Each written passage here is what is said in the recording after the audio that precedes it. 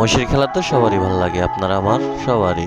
তবে এই খেলাটা হচ্ছে চীনের এখানে প্রতি বছরই মনে করেন এই খেলাটা আয়োজন করা হয়। প্রায় সময় মনে করেন একটা মহিষকে এক একটার সাথে লড়াই করা হয়।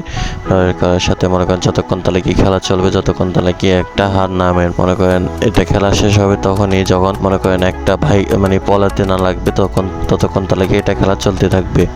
তো বন্ধুরা ভিডিওটা যদি পুরো ভিডিওটা দেখবেন, যদি পুরো ভিডিওটা দেখার পর যদি আপনার ভালো লাগে তাহলে লাইক অ্যান্ড সাবস্ক্রাইব করবেন অবশ্যই প্লিজ।